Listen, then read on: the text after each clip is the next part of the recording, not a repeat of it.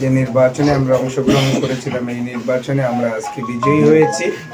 আমার ব্যক্তিগত অনুভূতিটা হলো যে এই জুড়ি বড়লেখার মানুষ বাংলাদেশ জাতীয়তাবাদী দলকে যে ভালোবাসে তার প্রমাণ তারা আজকে দিয়েছে।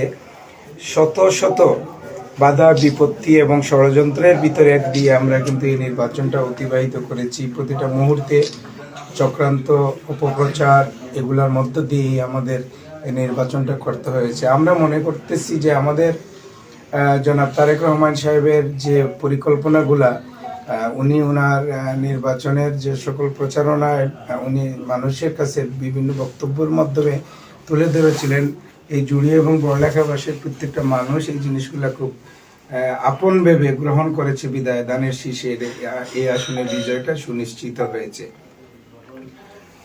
আমার ব্যক্তিগত অনুভূতিটা এইটুকুই যে জুড়ি এবং বড়লেখার মানুষের যে ভালোবাসা আমি পেয়েছি এই নির্বাচনে কাজ করতে যে, এবং সর্বোপরি এতগুলা বুথের ব্যবধানে প্রায় লক্ষার কাছাকাছি ভোট প্রদান করে আমাকে যে এখানে বিজয়ী করেছে, আমি মনে করি যে এই আসনে বাংলাদেশি জাতীয়তাবাদী পরিবার তথা দল বল নির্বিশেষে, জাতি বর্ণ নির্বিশেষে সকল মানুষ যেভাবে দানের শীষে ভোট প্রদান করেছে, আমি ব্যক্তিগতভাবে প্রত্যেকটা মানুষের কাছে এমনভাবে ঋণী হয়ে গেলাম, আমি এই ভাষা আপনাদের কাছে ব্যক্ত করতে পারছি না যে কোন জিনিস কিভাবে আমি মানুষের এই ভালোবাসাকে প্রতিদান হিসেবে ব্যবহার করব।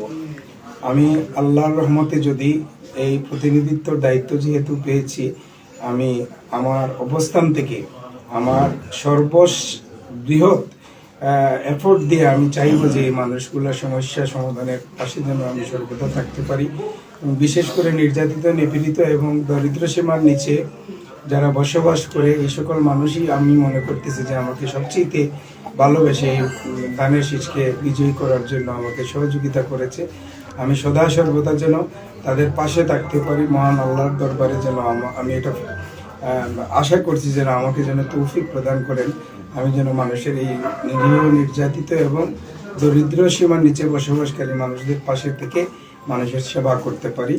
এই কথা বলে আর আমার একটা জিনিস খুব বেশি মিস করছি যে আমাদের ম্যাডাম বেগম খালেদা জিয়া এই নির্বাচনের বিষয়ে অনেক কিছু করেছেন, কিন্তু বাংলাদেশ ব্যাপী আজকে এই দল বিজয়ী হয়েছে, হয়তো উনি দেখে যেতে পারেন নাই।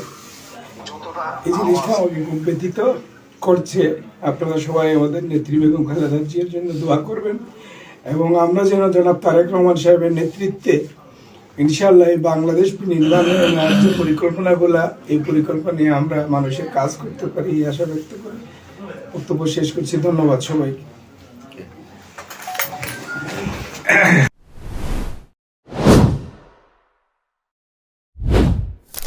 সাতমা কণ্ঠ, উত্তর পূর্বাঞ্চলের প্রতিচ্ছবি।